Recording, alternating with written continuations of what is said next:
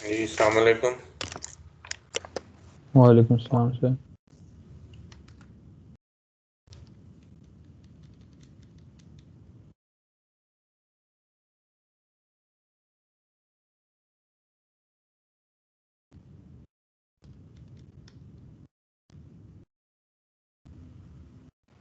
Excuse me sir. Sir program space से हमने start करना है। ओके, बिस्मिल्लाहिर्रहमानिर्रहीम।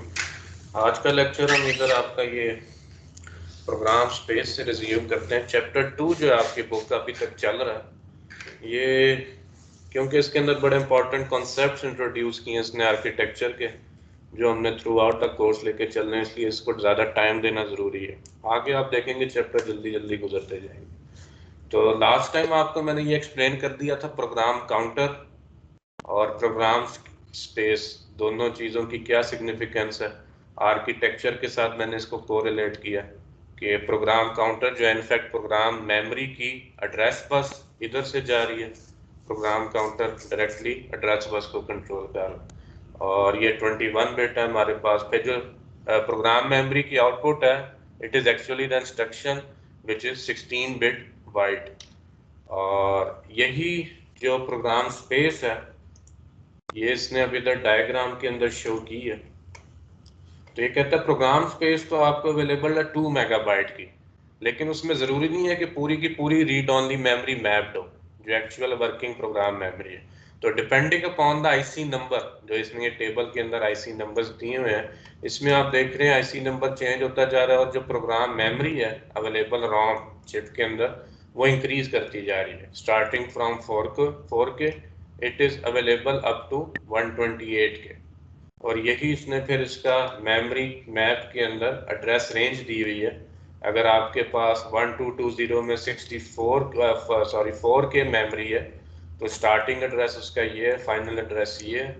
इसी तरह जो आईसी में आपने यूज़ करना है उसमें गालबन ये 32K मेमोरी अवेलेबल है, जिसमें स्टार्टिंग एड्रेस 0 है, फाइनल एड्रेस 7FFF। तो ये memory read only memory mapped है प्रोग्राम मेमोरी स्पेस के अंदर। टेबल 2.6 ये आपकी बुक का, जिसमें इसने ये चीज़ शो की है। और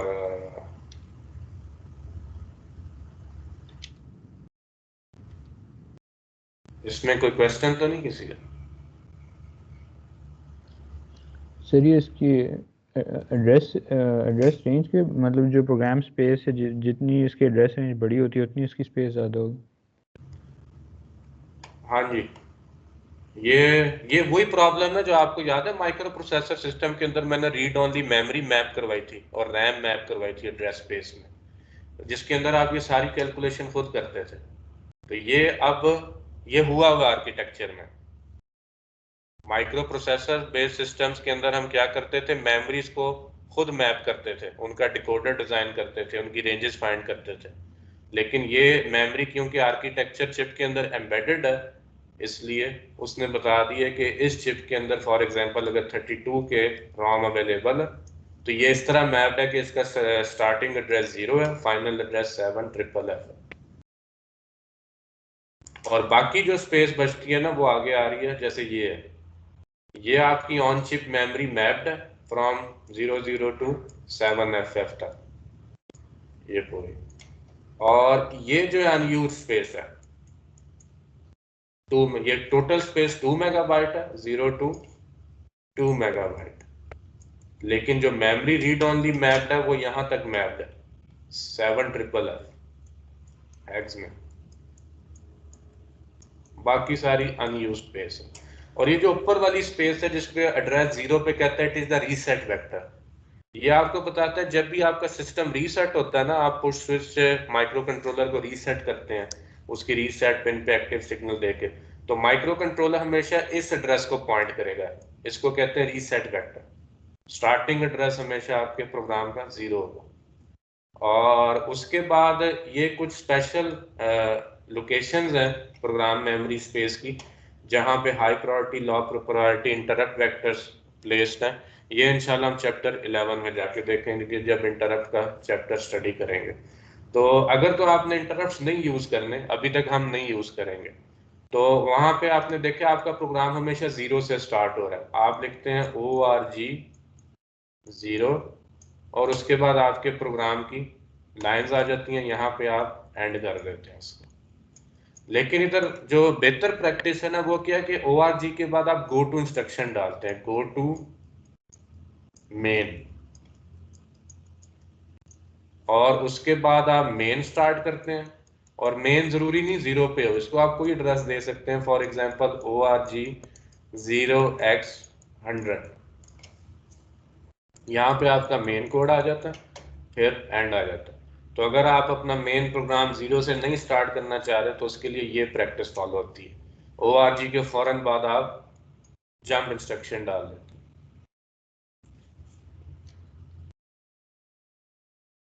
ठीक हो गया? Any questions?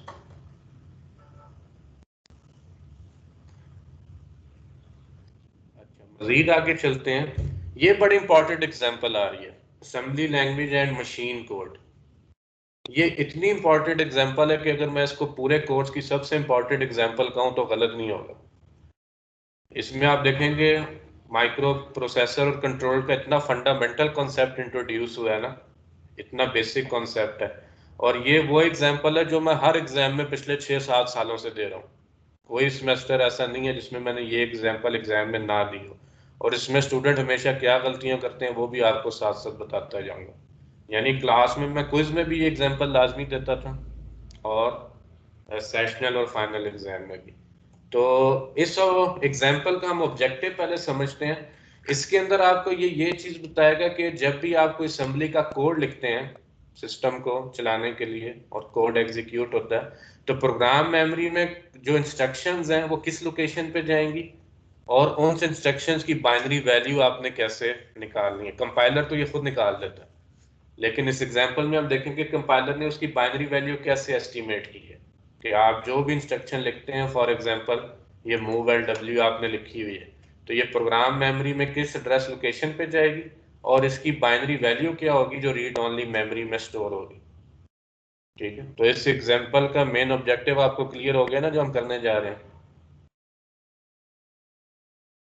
Yes sir.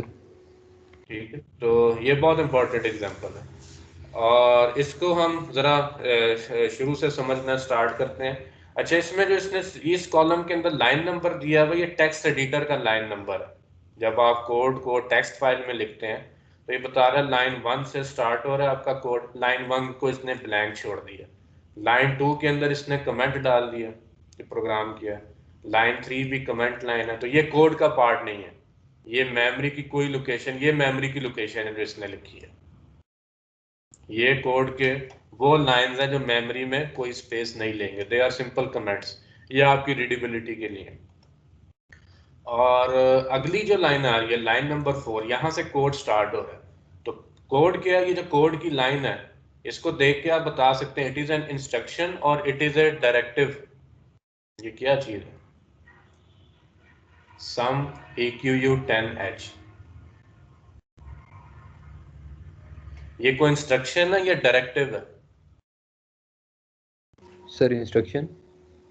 हाँ, ये इंस्ट्रक्शन नहीं है। ये वो पहली गलती है जो स्टूडेंट इधर से स्टार्ट कर देता है जब इसका मेमोरी के अंदर बाइनरी डाटा निकालना होता है।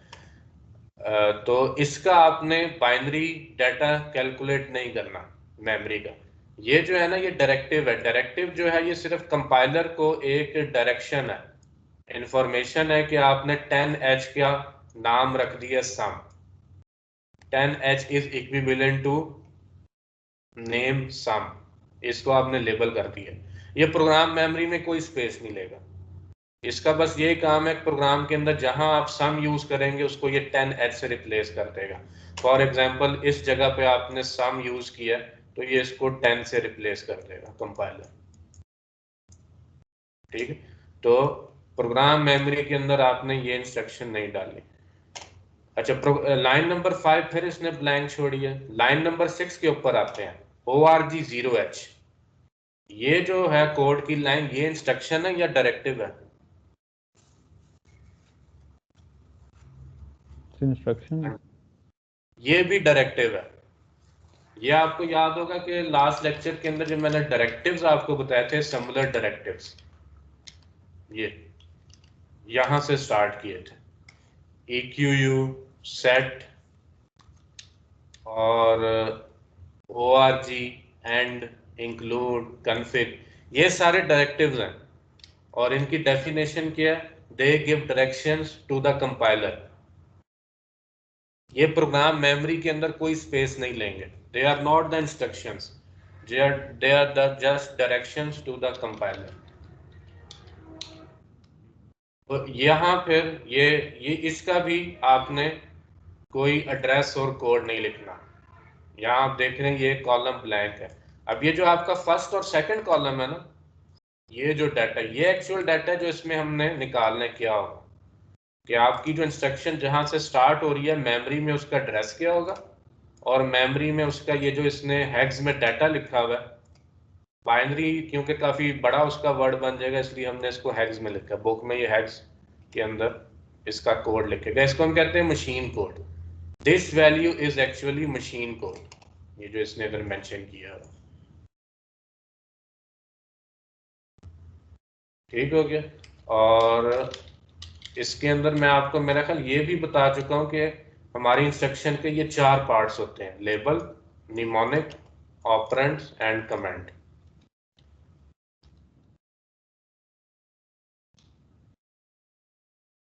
तो ये हमारी इंस्ट्रक्शन है, ठीक है, जिसके अंदर ये हमारी इंस्ट्रक्शन का निमोनिक है, ये ऑपरेंड है और ये कमेंट है।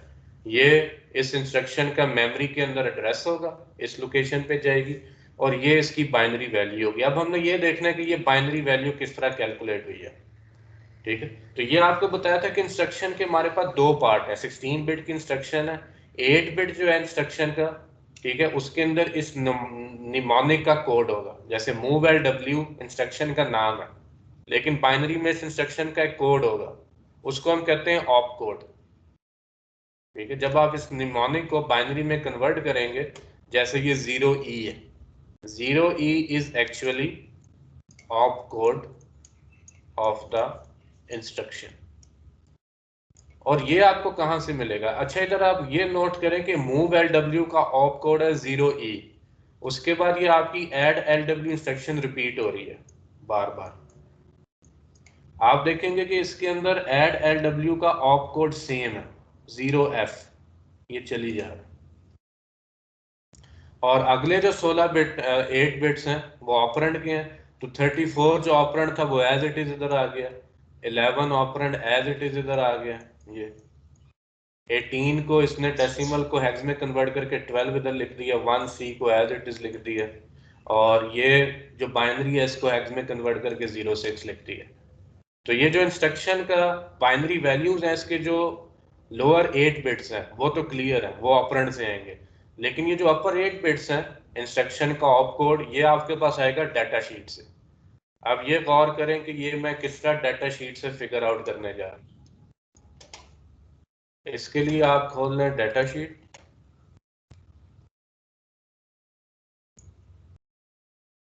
ये रही हमारे पास डाटा शीट।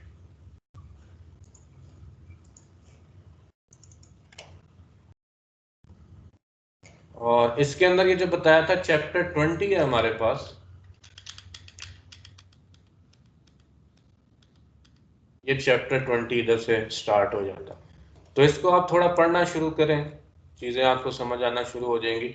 इस वक्त हमने ये देखना है कि जो मूव LW इंस्ट्रक्शन है,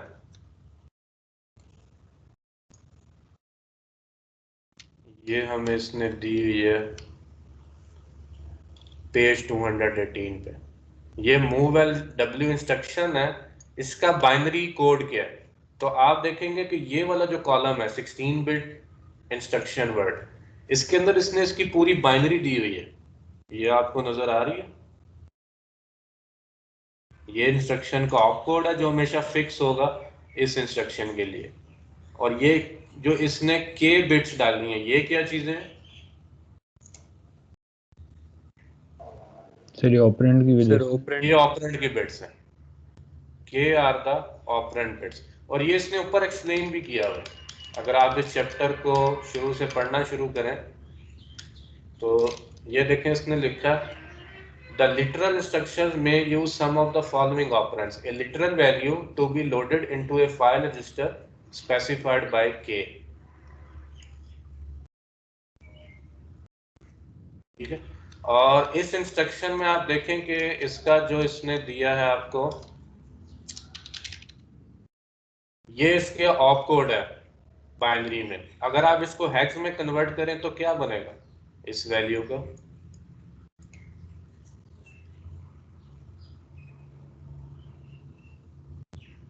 इस वैल्यू को अगर आप हेक्स में कन्वर्ट करें क्या आएगा? Sir 0E। 0E, this is 0E। ठीक है, और यही देखें कि आपकी जो पहली इंस्ट्रक्शन थी उसने इधर इसका कोड लिखा 0E और आगे ऑपरेंड है 25। उसके बाद हम आगे चलते हैं, अगली इंस्ट्रक्शन आ रही है ऐड LW। तो आप देखें इधर ये ऐड LW इंस्ट्रक्शन है, इसका ऑप कोड इसने क्या लिखा है, इसको हेक्स में कन्वर्ट करें ये बन जाएगा 0F। ठीक हो गया, और यहां आप नोट करें कि ऐड LW जिधर भी इंस्ट्रक्शन यूज हुई है उधर इसने ये 0F यूज किया। उसके बाद हम आते हैं मूव WF इंस्ट्रक्शन के ऊपर। इसके लिए इसने ऑप कोड यूज किया 0E। तो ये भी आप डाटा शीट से इधर वेरीफाई कर सकते हैं। मूव WF ये आपको शुरू में ही मिल जाएगी टेबल के। ये हमारे पास मूव WF है। ठीक है, ये इसने इसका बाइनरी कोड दिया हुआ 0110 0110 बन जाता है 6। अच्छा, ये है 111A। इसने ऊपर एक्सप्लेन किया, इसको बाय डिफॉल्ट आपने 0 लेना है। ये देखें, ये इसने ए एक्सप्लेन किया हुआ, ए क्या चीज है। तो फिलहाल आप इसको 0 कंसीडर करें तो ये आपके पास क्या बन जाएगा 6E। और आप देखें कि इसने एग्जाम्पल के अंदर यही चीज इधर डाली हुई 6E। और ये 10 जो है ये सम का इक्विवेलेंट है जो हमने ऊपर डिफाइन कर दिया। ये जो आखिरी इंस्ट्रक्शन है गो टू, इसका स्ट्रक्चर हमने इंशाल्लाह नेक्स्ट चैप्टर के अंदर पढ़ना है, चैप्टर 3 के अंदर। तो ये कैलकुलेशन इसमें सबसे मुश्किल है कि गो टू का ये जो कोड है ये आपने कैसे कैलकुलेट करना है। दिस इज ए चैलेंज, लेकिन ये आपको देखना पड़ेगा। 1 मिनट जरा होल्ड कर।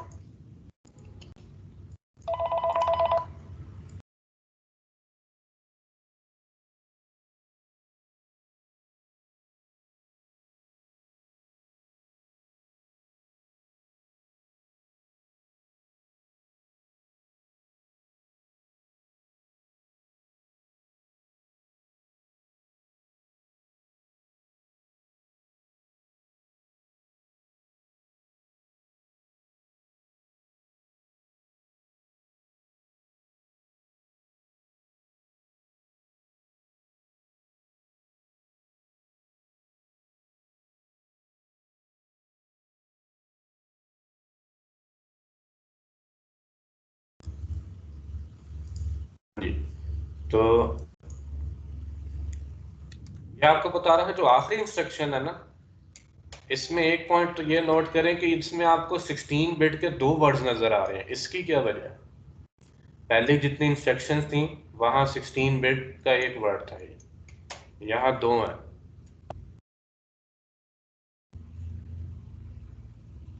इसकी क्या वजह हो सकती है? सर एक तो गो टू की हो गए कोड, दूसरा जो जिस लोकेशन पे जाना है। हाँ, इसमें एक वजह ये कि ये एक 32 बिट इंस्ट्रक्शन है। या आपकी अभी तक जितनी इंस्ट्रक्शन हमने देखी थी they were 16 bit instructions, but go to instruction ये हमें मिलेगी कंट्रोल ऑपरेशंस के अंदर। इधर ये देखें, go to instruction it is ए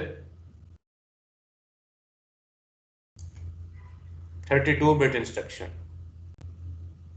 ठीक है, जिसके अंदर ये जो k बिट्स हैं ये आपने कैलकुलेट करनी है, और ये होगा मेमोरी का एड्रेस जहां पे जंप करना है। समझ रहे ये आपको, और इसको मजीद हम इंशाल्लाह डिस्कस करेंगे नेक्स्ट चैप्टर के अंदर। तो ये एग्जांपल इस तरह आपकी कंप्लीट हो जाती है। इसमें अगर कोई क्वेश्चन है तो करें। ये मैं बता रहा हूँ, ये बहुत इंपॉर्टेंट एग्जांपल है, ऐसा हो नहीं सकता ये मैं एग्जाम में ना दूं। सर ये जो और इसको एग्जाम्पल, सॉल्व करने के लिए ना आपको डाटा शीट के पेज प्रिंट करके लाने पड़ते हैं साथ, जिसके अंदर ये सारे कोड्स दिए हैं।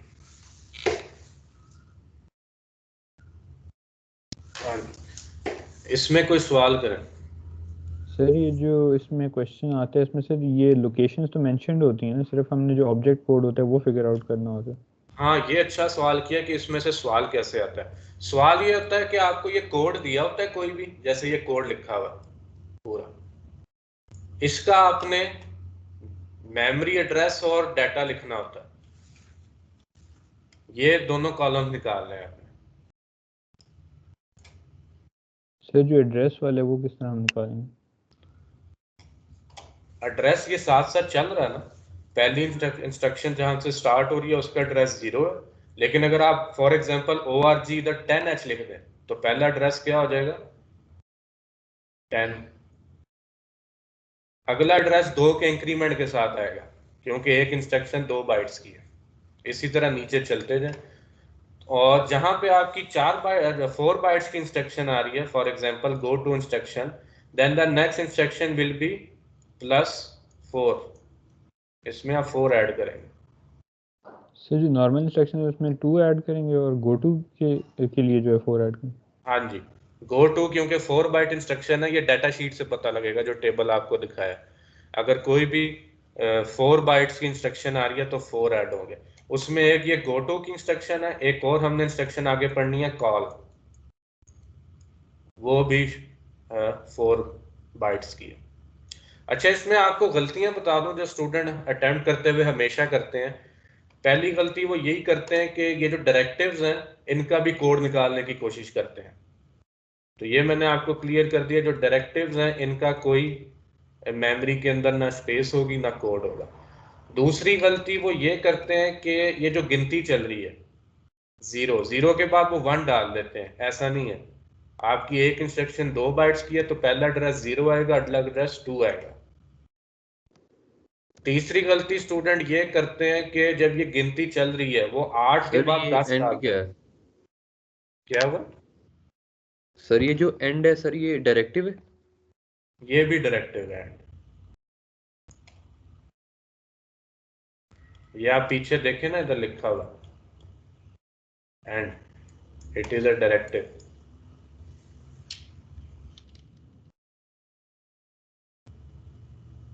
Yes sir. ठीक हो गया? तो इसमें मजीद कोई सवाल?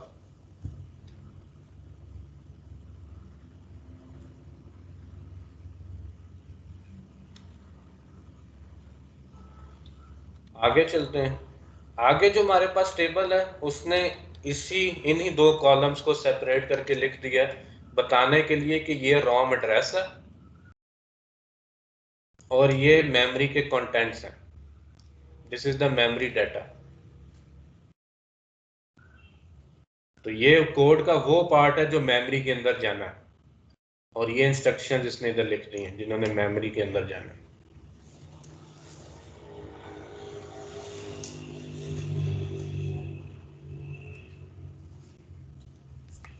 ठीक हो गया? तो ये चैप्टर आपका इधर खत्म हो जाता है। इसके बाद अभी इंशाल्लाह सर इसमें जो हमने लिखना था वो रोम एड्रेस होगा ना, बाकी दोनों गिवन होंगे।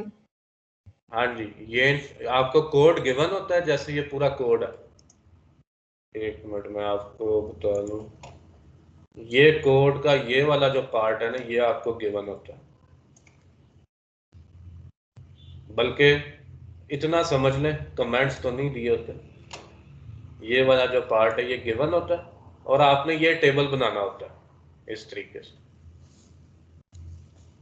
इसमें ये वैल्यू सारी कैलकुलेट करनी है और ये एड्रेसेस।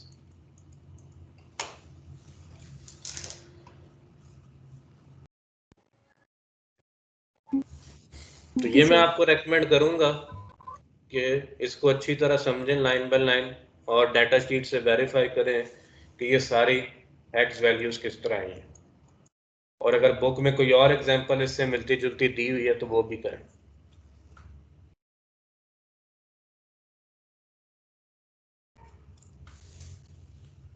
और कोई सवाल है इसमें किसी को?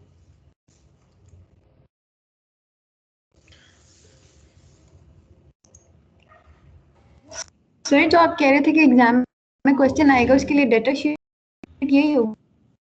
डाटा शीट जो है उसके ये जो 6 पेजेस हैं ये आपको प्रिंट करके लाने पड़ते हैं, ये मैं पहले ही बता देता हूँ। ये डाटा शीट है, इसके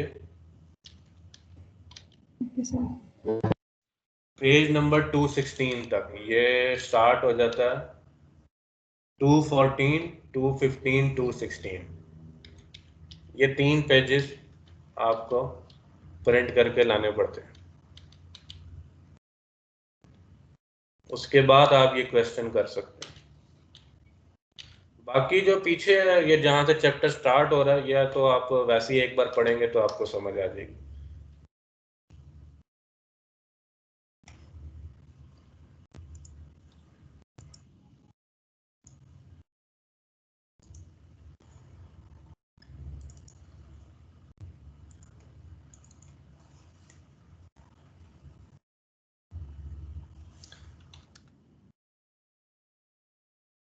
अच्छा, यहाँ से हम चैप्टर 3 स्टार्ट करने लगे हैं। चैप्टर 3 का टाइटल है branch call and time delay loops, और इसमें पिछले साल की ऑडियो रिकॉर्ड हुई है, इसको मैं डिलीट कर दूं।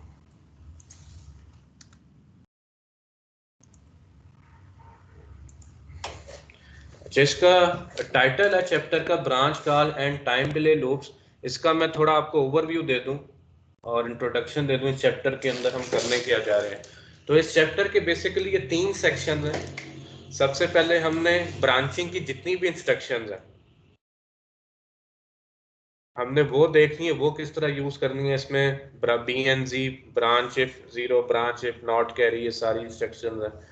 और इसके अलावा गो टू की इंस्ट्रक्शन डिटेल में, ब्रांच की एक इंस्ट्रक्शन है वो देखनी है।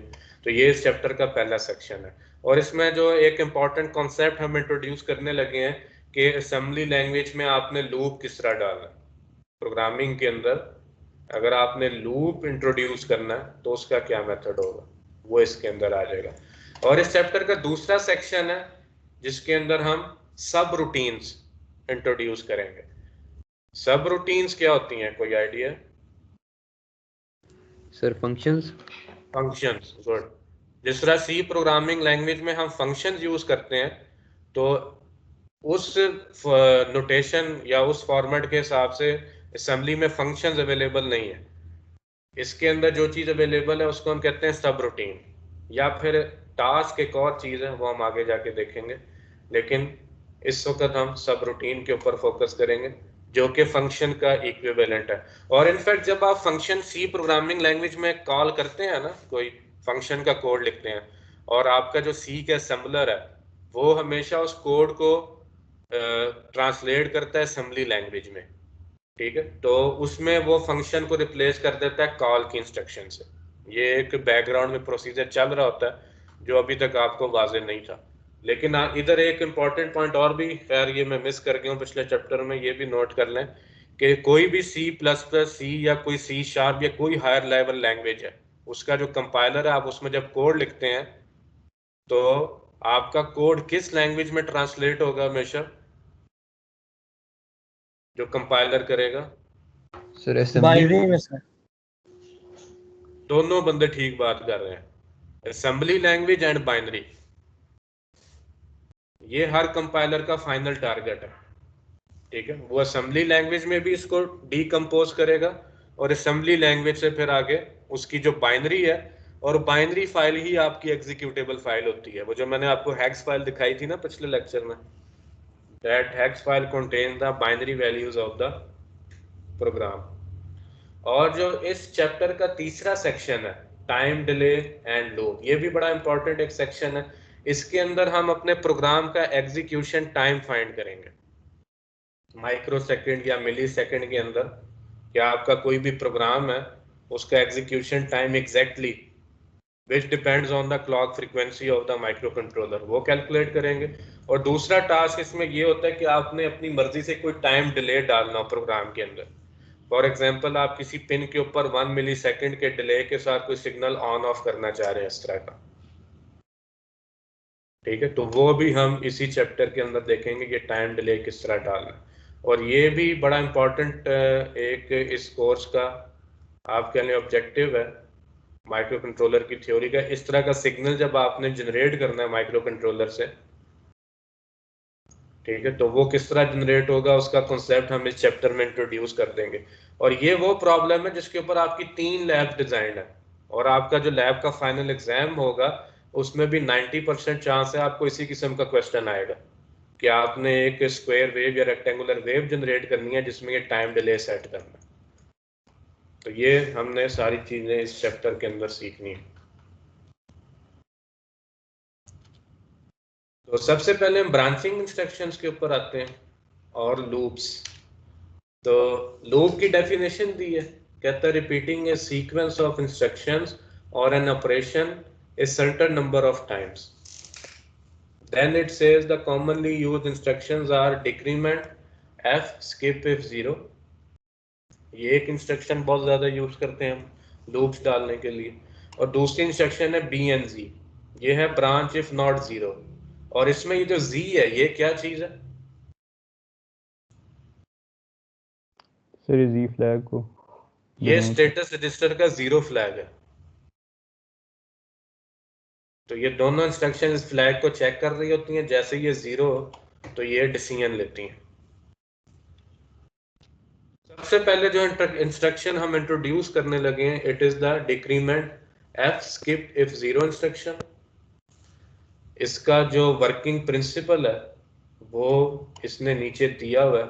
वो क्या है कि जब आप ये इंस्ट्रक्शन एग्जीक्यूट करेंगे इसके ऑपरेंड्स क्या हैं? एक तो आपको फाइल रजिस्टर का एड्रेस देना होगा जिस वेरिएबल को डिक्रीमेंट करना है, ठीक है, और डिक्रीमेंट ये किसी वेरिएबल को कर रहा है, करते करते उस वेरिएबल की वैल्यू 0 हो जाती है, तो ये क्या करेगा? अगली इंस्ट्रक्शन को स्किप कर देगा। और अगली इंस्ट्रक्शन इसके बाद हमेशा आती है branching instruction, for example go to, ठीक हो गया। तो ये एक एग्जांपल इसने दी हुई है, इसका कोड पीछे लिखा हुआ, फ्लो चार्ट आगे दिया हुआ। तो हम इसका पहले मेरा ख्याल है पहले ये फ्लो चार्ट देखते हैं, ये किस एग्जांपल का। ये कहता है कि आपने वैल्यू 3 जो है, बल्कि पहले कोड इसका देख लेते हैं, एग्जांपल 3.1 के अंदर इसका कोड दिया हुआ। कहता है write a program to clear working register and add 3 to working register 10 times. अब इस 10 टाइम्स के लिए हम एक लूप लाएंगे असेंबली के अंदर, and place the result, 1 minute hold कर।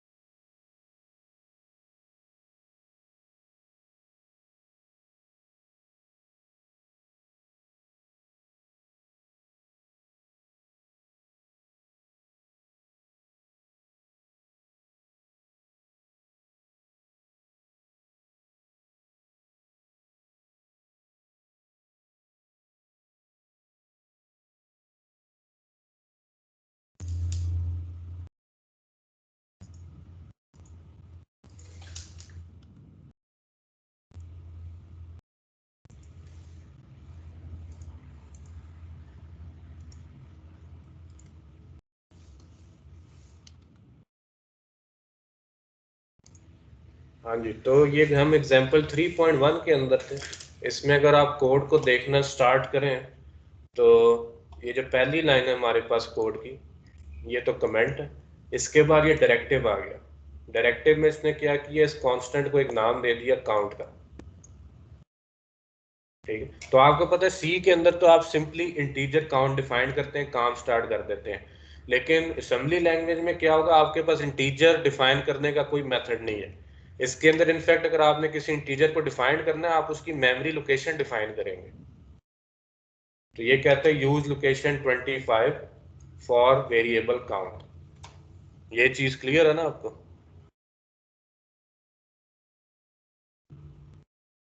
Yes sir. यूज एंड जी सर। ठीक है, तो आपने कोई भी वेरिएबल डिफाइन करना है, आप मेमोरी में उसकी लोकेशन डिफाइन करते हैं, उसको नाम दे देते हैं। ये 8 बिट इंटीजर डिफाइन करने का तरीका है असेंबली लैंग्वेज में। उसके बाद आपने वर्किंग रजिस्टर में 10 मूव कर दिया। इसका आप उसी तरह सूडो कोड लिखते हैं जो मैंने आपको प्रैक्टिस करवाई हुई है। फिर आप कहते हैं काउंट को आपने लोड कर दिया वर्किंग रजिस्टर से, तो इसका सूडो कोड क्या बनेगा, कोड की जो ये वाली लाइन है, यहां से आपका कोड की इंस्ट्रक्शन स्टार्ट हो रही है। ये वो कोड है जो मेमोरी में जाएगा। ये जो सेकंड लाइन है कोड की, इसका क्या सूडो कोड बनेगा, sir count f of 25 is equal to w is equal to 10। Count हमारे पास क्या चीज है, इट इज एक्चुअली कांस्टेंट 25। फिर आपने इस इंस्ट्रक्शन में w को दोबारा 0 कर दिया। यहां पे आपने लेबल डाल दिया अगेन का, और वर्किंग रजिस्टर में 3 ऐड कर दिया। w is equal to w plus 3। यहां से आपकी डिक्रीमेंट की और लूप स्टार्ट हो रहा है। Decrement f skip 0। ठीक है, ये किस चीज को डिक्रीमेंट कर रहा है, एड्रेस लोकेशन 25 के डाटा को। काउंट किया, इट इज एक्चुअली 25, लेकिन ये 25 को डिक्रीमेंट नहीं कर रहा। ये किस चीज को डिक्रीमेंट कर रहा है, 10 को, क्योंकि इस लोकेशन का डाटा है 10। ठीक है, उसके बाद अगर तो आप डिक्रीमेंट करते करते रिजल्ट 0 नहीं हुआ तो ये क्या करेगा, गो टू अगेन। लेकिन अगर ये रिजल्ट 0 हो जाता है, जो कि 10वें लूप के अंदर होगा, तो क्या होगा, ये वाली इंस्ट्रक्शन स्किप हो जाएगी और डिक्रीमेंट fg इधर आ जाएगा। मूव wf पोर्ट बी, तो आपका डाटा जो है वो पोर्ट बी पे मूव हो जाएगा। तो ये हमारा कोड है, और इसी का इसने इधर दिया हुआ फ्लो चार्ट। ये आप वर्किंग रजिस्टर में 3 ऐड करते जा रहे हैं, काउंट को डिक्रीमेंट दे रहे हैं। तो आपका वेरिएबल जैसे ही 0 होगा, आप इस इंस्ट्रक्शन को स्किप कर जाएंगे। ये लिखा हुआ इसने स्किप द इंस्ट्रक्शन, और अगली इंस्ट्रक्शन पे आ जाएंगे। ठीक है, तो अब इसमें एक चीज रह गई है कि इस चीज का आप सूडो कोड कैसे लिखेंगे। ये जो इसने यहां से कोड लिखा है ना, कोई बंदा इसको बता सकता है इसका सूडो कोड क्या होगा?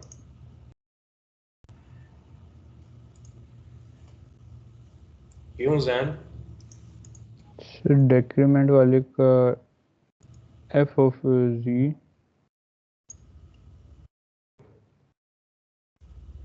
Decrement f skip 0।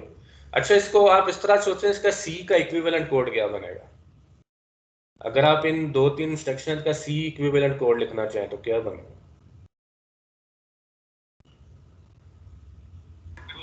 सर इसको लूप लगाएंगे, डू वाइल करेंगे until count is equal to 0, इसमें और आप उस इफ पे लूप एंड स्टेटमेंट होगा। यूज करेंगे।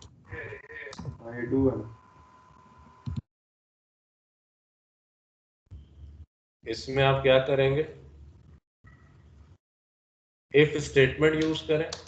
If count is not equal to 0, तो आपने क्या करना है,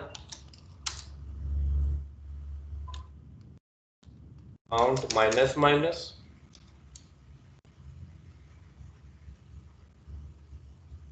सर वाइल नहीं यूज करेंगे?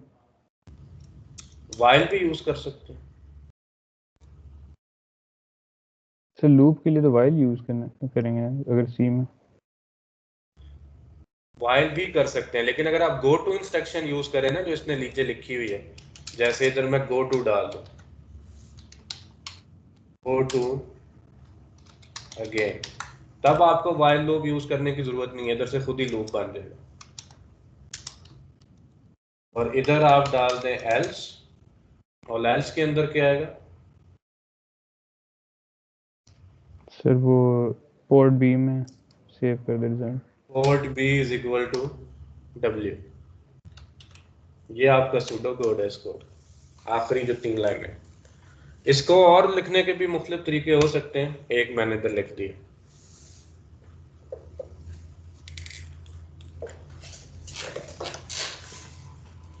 तो अभी मेरा ख्याल आपको ब्रेक दे देते हैं 5 मिनट की, उसके बाद आगे चलते हैं।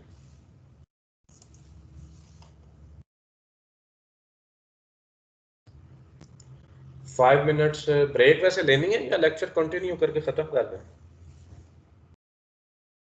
सर कंटिन्यू कर दें।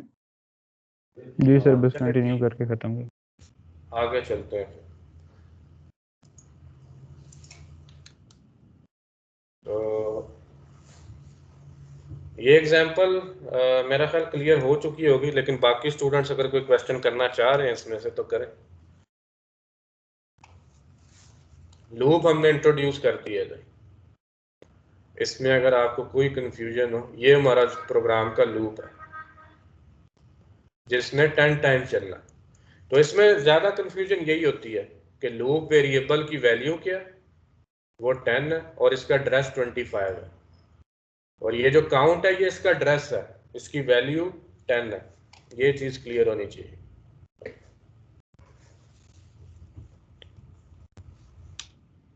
मजीद आगे चलते हैं। अगली एग्जांपल आ रही है BNG इंस्ट्रक्शन, ये भी हम लूप के लिए यूज करते हैं। इसको डिस्क्राइब किस तरह करते हैं? ब्रांच इफ नॉट जीरो, और इसका फंक्शन क्या है? इट ब्रांचेस और jumps back to the target address referred by the label.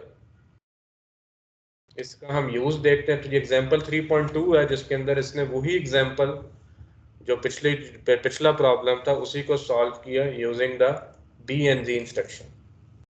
तो आप देखेंगे कोड का जो स्टार्ट है वो वही है, इसके अंदर में हमने वही काम करना है कि वर्किंग रजिस्टर को क्लियर करना और इसके अंदर 3 ऐड करना है 10 टाइम्स।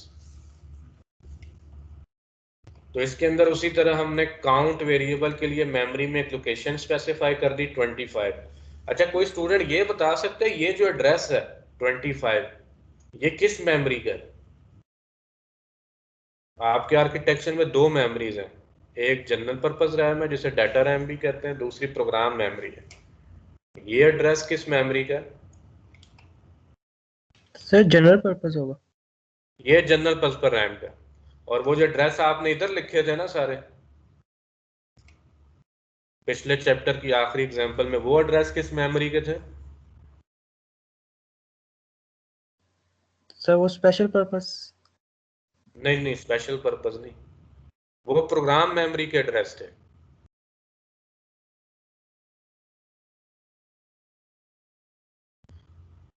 और वो एड्रेस आपका 21 बिट होगा, ये एड्रेस कभी भी 8 बिट से बड़ा नहीं होगा। It depends on the instruction. Go to की इंस्ट्रक्शन को आप बड़ा एड्रेस दे सकते हैं, लेकिन बाकी जो इंस्ट्रक्शन है उनका ये एड्रेस 8 बिट होगा। और अगली इंस्ट्रक्शन वही है हमारे पास, वर्किंग रजिस्टर में 10 मूव कर दिया, काउंटर वेरिएबल को हमने 10 से लोड कर दिए, वर्किंग रजिस्टर को 0 से इनिशियलाइज कर दिए, इसमें हमने 3 ऐड कर दिए। और अगली जो इंस्ट्रक्शन है डिक्रीमेंट f, अब हमने डिक्रीमेंट f स्किप 0 नहीं यूज की, डिक्रीमेंट f की है और BNC अगेन कर दिए। ठीक है, तो इसमें आपको स्किप करने की जरूरत नहीं पड़ी, ये काउंट वेरिएबल को डिक्रीमेंट करता जाएगा। जब आपका काउंट वेरिएबल 10 से डिक्रीमेंट करता करता 0 पे पहुंचेगा तो क्या होगा, आपका 0 फ्लैग 1 हो जाएगा। 0 फ्लैग जब 1 होगा तो ये ब्रांच नहीं करेगा। अगर 0 फ्लैग आपका 0 है तो ये अगेन पे ब्रांच करता जाएगा। नहीं सॉरी, मैं उल्टा बोल गया। अगर आपका 0 फ्लैग 0 नहीं है, नॉन 0 है, ठीक है, तो ये इधर ब्रांच करता जाएगा। जैसे ही ये 0 होगा ये ब्रांचिंग नहीं करेगा, ये इंस्ट्रक्शन स्किप हो जाएगी, ये आखिरी इंस्ट्रक्शन एग्जीक्यूट कर देगा। और इसी का सूडो कोड इसने इधर दिया हुआ। ये आपने काउंटर को लोड किया, काउंटर की वैल्यू आपने मूव की, वर्किंग रजिस्टर क्लियर किया, एडिशन की, काउंटर को डिक्रीमेंट किया, और बी एंड जी जो है ये कंट्रोल इंस्ट्रक्शन है जो डिसीजन लेगी कि ब्रांचिंग करनी है या नहीं करनी, और ये आखिरी इंस्ट्रक्शन। तो इसको हम कहते हैं, ये आपके फ्लो चार्ट है कोड का, जिसके अंदर इसने आपको लूप यूज करने का एक और तरीका बता दिया। तो इस एग्जांपल में कोई क्वेश्चन है किसी को? Excuse me sir. हाँ जी। सर इसमें जिस तरह हम अगेन यूज कर रहे हैं, अगेन ऐड करने के लिए 3, अगर इसमें 2 इंस्ट्रक्शंस हों तो वो कैसे रिकॉग्नाइज करेगा?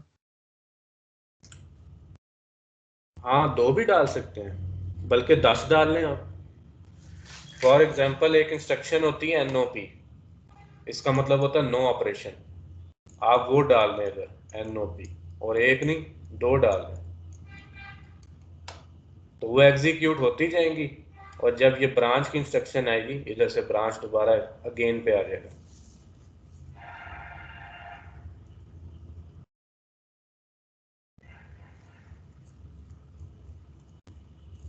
क्लियर है? Yes sir. और कोई सवाल इसमें?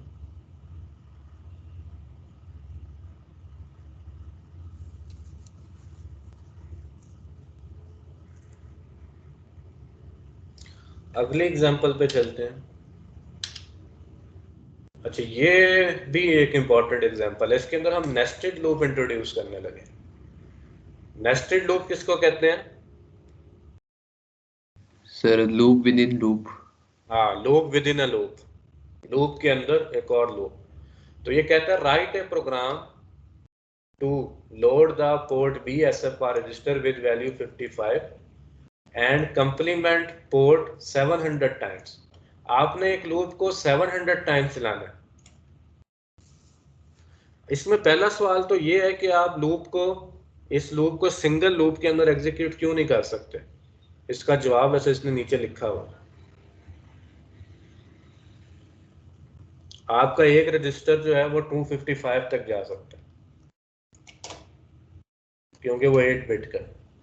सो we use 2 registers to hold the count. The following code shows how to use files at location 25H and 26H as registers for counters. तो ये 2 रजिस्टर इसने उनका एड्रेस डिफाइन कर दिए। R1 का एड्रेस 25 है, R2 का एड्रेस 26 है। काउंट 1 की जो इक्विवेलेंट वैल्यू है 10 है और इसकी 70 है। अब नोट करें, इसने काउंट का वेरिएबल वैल्यू के लिए यूज किया, पहले एड्रेस के लिए यूज कर रहा था। ये पिछली और इस एग्जांपल में एक डिफरेंस है। और रजिस्टर के हम एड्रेस यूज करेंगे 25 26। तो पहला काउंट हमने 10 से स्टार्ट करना है, दूसरा लूप जो हमने 70 से स्टार्ट करना है। इसी तरह आगे चलते जाए। वर्किंग रजिस्टर को 55 से लोड किया, पोर्ट B पे 55 मूव कर दिए। काउंट 1 वर्किंग रजिस्टर में इसने 10 मूव किया और उसको R1 में डाल दिया। तो यहाँ ये जो इंस्ट्रक्शन है इसका आपका सूडो कोड क्या बन जाएगा? F of 25 is equal to 10।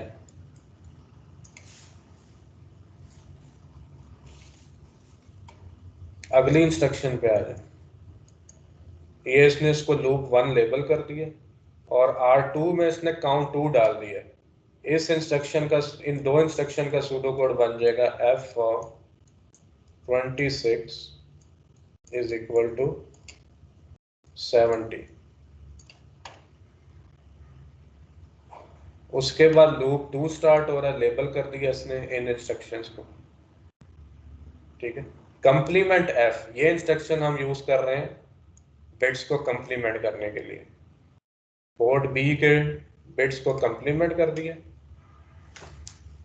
उसके बाद इसने R2 को 1 का डिक्रीमेंट दिया और इधर ब्रांच कर रहा है लूप 2 पे, और इस इंस्ट्रक्शन में इसने R1 को 1 का डिक्रीमेंट किया और यहां से ये ब्रांच कर रहा है लूप 1 के ऊपर, ठीक है। तो ये आपके नेस्टेड लूप इस तरीके से चलेंगे। I hope it is clear. कोई सवाल है तो करें। तो आउटर लूप जो है आपका ये 10 टाइम्स चल रहा है, नहीं सॉरी, आउटर लूप आपका कितने टाइम चल रहा है?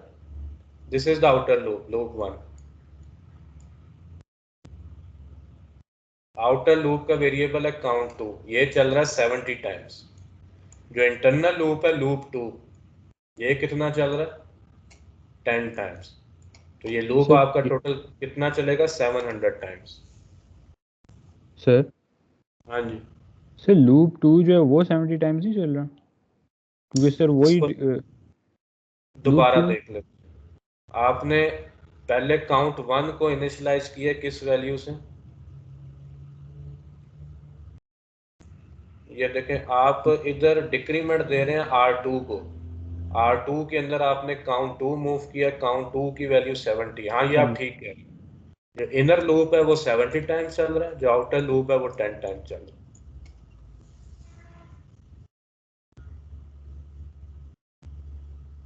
ये इसने अंदर भी लिखा हुआ, ये इनर लूप है 70 टाइम्स, आउटर लूप है 10 टाइम्स।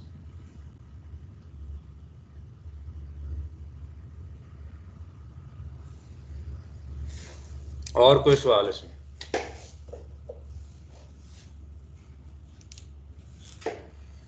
सर ये सी लैंग्वेज में तो हम किसी भी लूप को जितनी बार मर्जी चला सकते हैं। सी लैंग्वेज में भी किसी लूप को कितनी बार चला सकते हैं आप?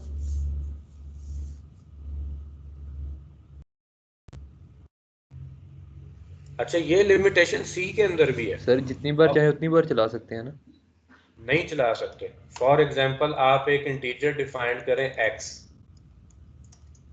और लिखें for x is equal to 0, x is less than, मैं लिख दूं फॉर एग्जाम्पल 100,000, फिर लिख दूं x प्लस प्लस, क्या ये चीज वैलिड है?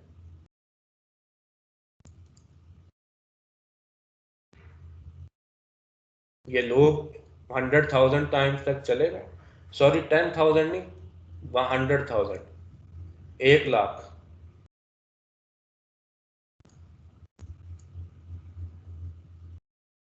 ये लूप आपके ख्याल में 1,00,000 तक चलेगा? No sir. क्यों नहीं चलेगा? सर शायद नहीं लिमिटेशन सर। होती थी 10,000 तक। इसकी वजह यह है कि x is a integer data type, it is 16 bit, और 2 रेज़ टू पावर 16 कितना होता है?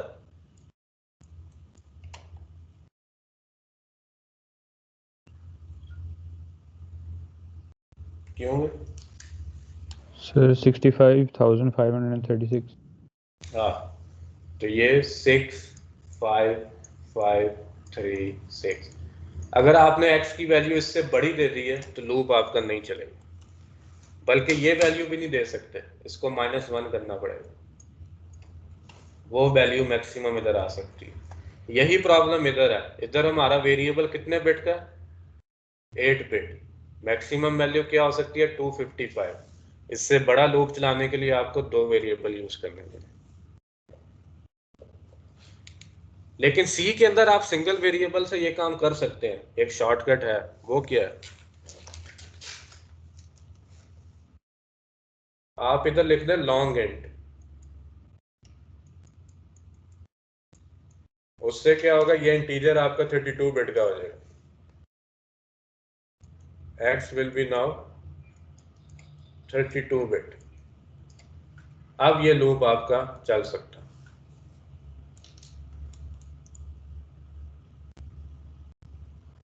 ठीक हो गया?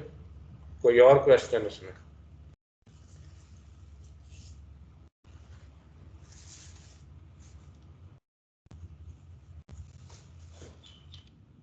ये इसका फ्लो चार्ट है, बुक के अंदर ज़रा ज़्यादा क्लियर बना हुआ है, आप देख सकते हैं इसके अंदर अगर आपको ये टेक्स्ट छोटा नज़र आ रहा है। तो इसको दिखाने का मकसद यही है कि इसमें आपको बड़े डिस्टिंक्टिवली दो लूप नज़र आएंगे, एक ये इनर लूप है, एक ये आउटर लूप है, और दोनों के लिए इसने BNG इंस्ट्रक्शन यूज़ की है। BNG डिक्रीमेंट डिक्रीमेंट, ये दोनों इंस्ट्रक्शन इकट्ठी यूज होंगे।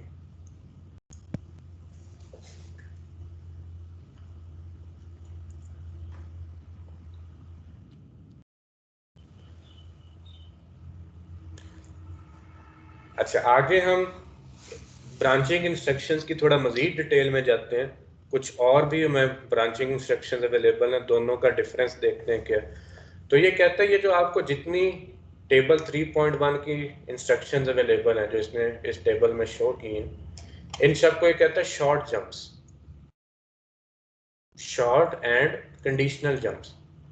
कंडीशनल जंप्स क्यों कह रहा है कि ये किसी ना ये कंडीशन चेक कर रहे हैं फ्लैग को। For example BC BNC carry flag की कंडीशन चेक कर रही है,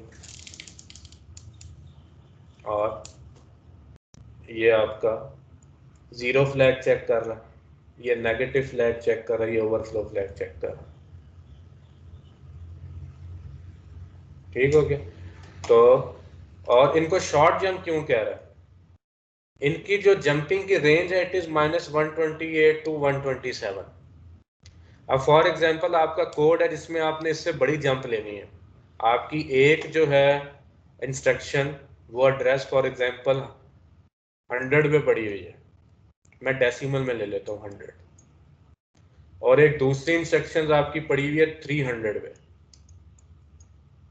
आपने इधर से इधर जंप करना है, तो क्या आप BNG इंस्ट्रक्शन यूज कर सकते हैं?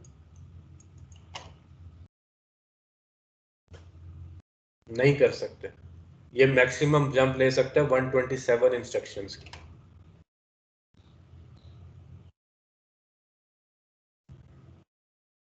इसी तरह इसने क्योंकि आगे भी जंप करना है पीछे भी जंप करना है, तो बैकवर्ड जंप के लिए ये जो इसकी रेंज है डेट इज -128। अच्छा, इस प्रॉब्लम को ओवरकम करने के लिए हम फिर क्या करते हैं, हम गो टू इंस्ट्रक्शन यूज करते हैं।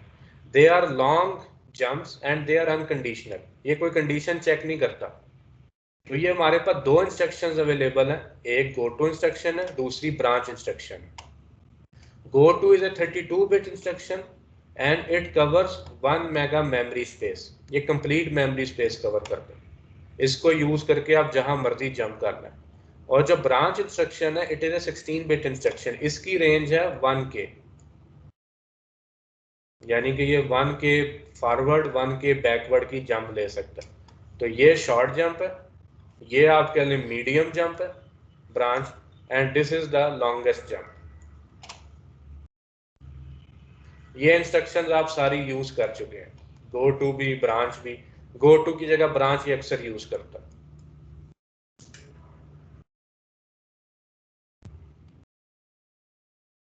अगली एग्जांपल में आते हैं हम, जिसमें इसने BZ इंस्ट्रक्शन यूज की है। कहता है write a program to determine if file reg location 30 contains the value 0, if so put 55H in it। तो इसके लिए इसने सिंपल एक BNG इंस्ट्रक्शन यूज की है और लेबल कर दिया इसको। तो जैसे ही इसको इस लोकेशन के अंदर 0 मिलेगा,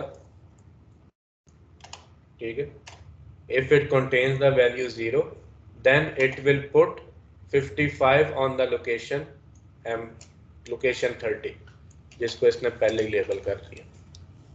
तो ये एग्जांपल थी ब्रांच इफ 0 की। इसी तरह इसने एक और एग्जांपल आपकी बुक में दी हुई है ब्रांच इफ नॉट कैरी, ठीक है, वो मैं आपको रेकमेंड करूंगा खुद देख लें। लेकिन इधर अब हम देखने लगे कि आपका जो ब्रांच एड्रेस है, टारगेट एड्रेस, वो किस तरह कैलकुलेट होगा। तो ये कहता है all the conditional branches such as BNC, BZ and BNZ are short branches या short jumps. There are 2 byte instructions. The first byte is the opcode, ये वही है जो डाटा शीट से फाइंड करते हैं, and the second byte is relative address. ये second byte आपने कैलकुलेट करना है किस तरह होगा, तब आप अपना मशीन कोड लिख सकते हैं जिसमें ब्रांच का इंस्ट्रक्शन भी हो. फॉर एग्जांपल अगर मैं आपको ये वाला सवाल दे दूं, और एग्जाम में वैसे मैं हमेशा यही क्वेश्चन देता होता हूँ, मैं आपको कहूँ कि इसका मुझे मशीन कोड चाहिए, तो स्टूडेंट बड़े आराम से इसका कोड भी लिख लेगा, इसका भी, इसका भी, इसका भी. यहाँ आके वो फंस जाता है इन दो इंस्ट्रक्शंस पे. उसकी क्या वजह है? स्पेशली इसका भी लिख लेगा डिक्रीमेंट काउंट, यहाँ आके फंस जाएगा इस इंस्ट्रक्शन पे. उसकी वजह ये है कि उसको ये नहीं पता अगेन जो कि एक लेबल है ये कैसे कैलकुलेट करना है.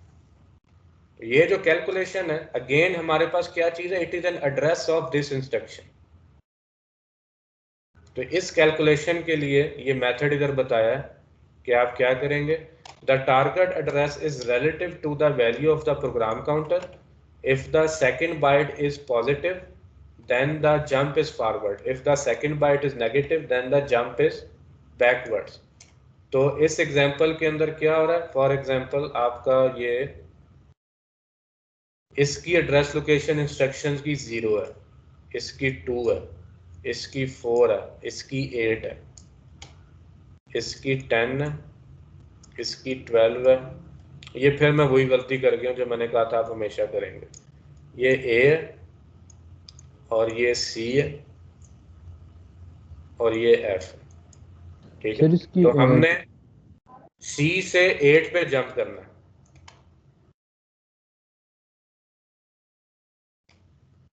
तो ये कैलकुलेशन किस तरह होगी, ये आपको ये वाला एक्सप्रेशन यूज करना पड़ेगा, ये जो मैंने नीचे दिया है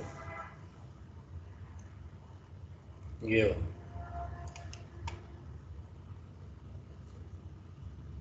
एक्सक्यूज मी सर. हाँ जी सर उसका 8 होगा एड्रेस या 6 होगा? दोबारा लिख लेते हैं. हाँ 6 होगा. इसको दोबारा लिख लेते हैं. 0 2 4 6 8 A C. ठीक है, तो ये आपका प्रोग्राम काउंटर की वैल्यू है जो चल रही है. फॉर एग्जांपल जब ये इंस्ट्रक्शन एग्जीक्यूट होगी प्रोग्राम काउंटर की वैल्यू 6 है. जब ये इधर पहुंचेगा B and Z पे तो प्रोग्राम काउंटर की वैल्यू है A. This is the program counter value. और इसने जंप कहाँ पे करना है, 6 पे. This is the target address. तो ये दोनों आपने एड्रेसेस इसमें डालने हैं. टारगेट एड्रेस आपका क्या है 6, प्रोग्राम काउंटर क्या था हमारे पास 8 ही था सर 10 था, A था, हेक्स में A है. इसको मैं इधर बाइनरी में लिख लेता हूँ 10, where B is for binary. ठीक है, तो ये आपने बाइट कैलकुलेट करना है, क्या होगा सेकंड बाइट ऑफ इंस्ट्रक्शन, और ये मशीन कोड के अंदर चला जाएगा. तो इस तरीके से आपका B and Z इंस्ट्रक्शन का मशीन कोड कैलकुलेट होगा. I hope it is clear now.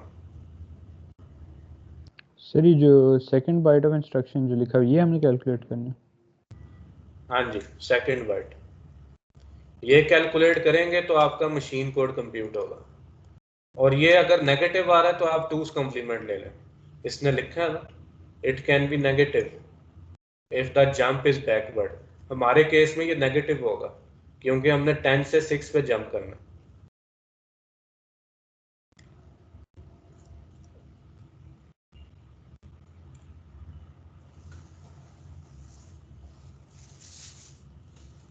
Any questions till now? Sir ये BNZ का हमारे पास वो ऑप कोड आएगा या ये वो वाली इंस्ट्रक्शन आएगी उसकी जो एड्रेस की है? BNZ का ऑपरेंड आएगा. ये जो Open सेकंड से, बाइट है ना, ये मैं आपको अगर डाटा शीट में दिखाऊं BNZ किधर है,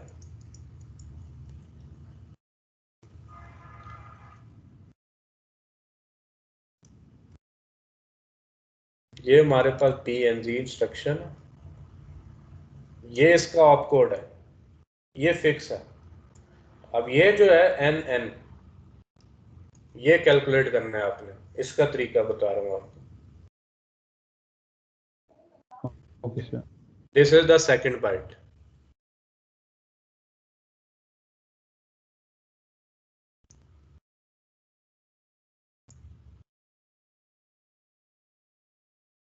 तो ये आपका था इधर,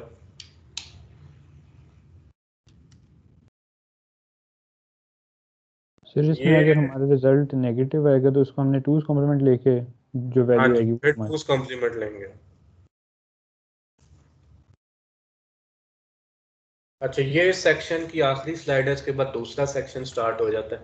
ये वो जो मैंने आपको अभी इसी लेक्चर में बता रहा था ना, अगले चैप्टर में हम गो टू इंस्ट्रक्शन का फॉर्मेट देखेंगे, वो आ गया।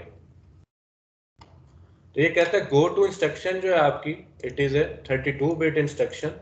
ये इसका स्ट्रक्चर है, ये 16 बिट्स हैं, ये भी 16 बिट्स हैं। ये 16 बिट आपने कैसे कैलकुलेट करना है? सबसे पहले आप ये k की वैल्यू कैलकुलेट करेंगे, and k is a 20 bit number.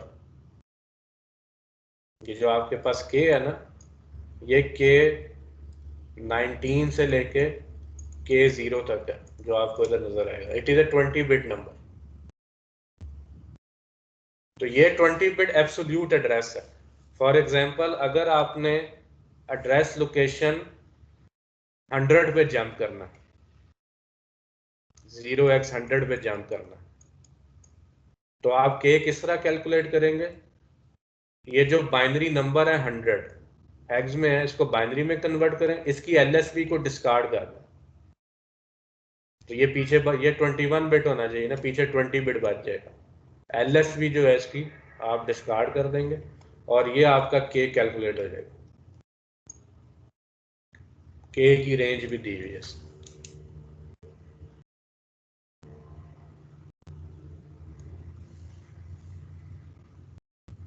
इसी तरह जो ब्रांच की इंस्ट्रक्शन है, ये क्योंकि रिलेटिव जंप है, तो ये इस तरीके से कैलकुलेट करना पड़ेगा आपको।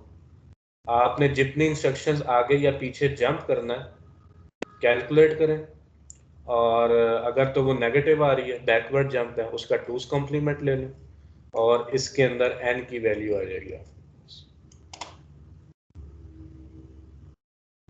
और ये आपकी बुक में इसने दिया भी होगा, गो टू इंस्ट्रक्शन का मशीन कोड चैप्टर 2 में दिया हुआ है उसमें। ठीक हो गया? तो ये आज का लेक्चर हम इधर ख़त्म करते हैं। इसमें अगर कोई क्वेश्चन है आपका तो करें।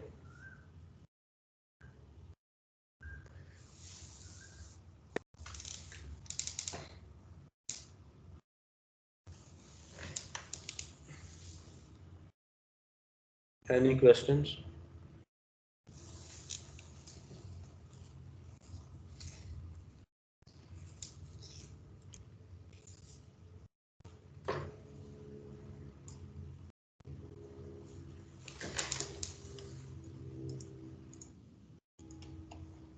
तो ठीक है, आपका लेक्चर फिर आज का तरह ख़त्म करते हैं। सर अटेंडेंस रहेगी। अटेंडेंस अभी मैं लेने लगा।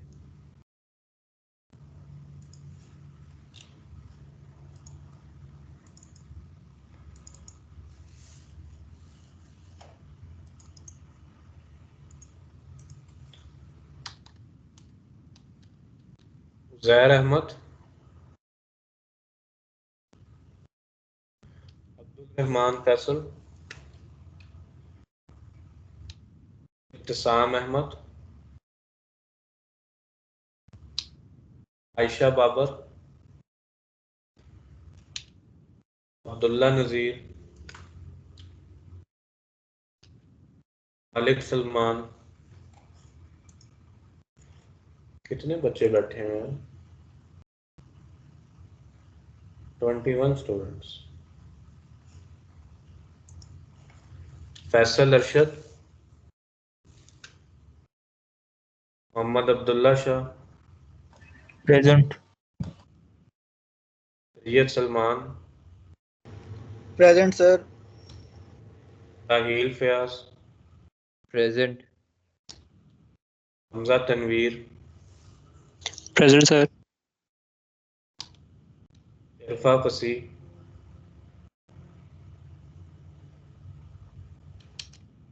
दीहा Umair, Rana Hasnain, present sir. Hafiz Mohammad Musab, present sir. Mohammad Awais Malik, present sir. Mohammad Umar Waqas, present. Ram Nabi, Rizwan Qadeer, present sir. Hamza Atiq, present sir. Mohammad Umar Siddiq, Hasan Raza, Zain Rehan, present. Inna Arshad, Mohammad Shayan, present. Mohammad Rafay, present sir. Mashhood Ahmed, present. Mohammad Faizan,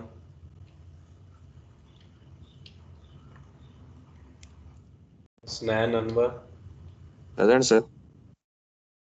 Fahad Arif, present. Musharraf Riaz, present sir. Aama Kaleem, present sir. Ali Ijaz, present sir. Ijaz Hussain, present sir. Umar Ahmed, Sir, he is present, sir, but his mic is muted. कौन? Amar, sir. Ehsan Iqbal, present sir. Hasan Kashif, Dilsher Khan, Present, sir. Mohammad Hamza, Musab Mehboob, present sir. Liaquat Naseem, Sir, Mohammed Hamza. Momin Adnan, Zeeshan Ali, Present, sir. Maryam Mumtaz, Qurratulain, present sir. Sir Hasan Kashif present. Hasan Kashif, Sir, Uzair be present. Uzair Ahmed. Sir, Liaquat Naseem. Number क्या है?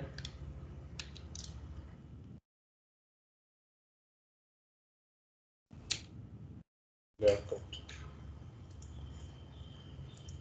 चलो ठीक है फिर, okay, अल्लाह हाफ़िज़।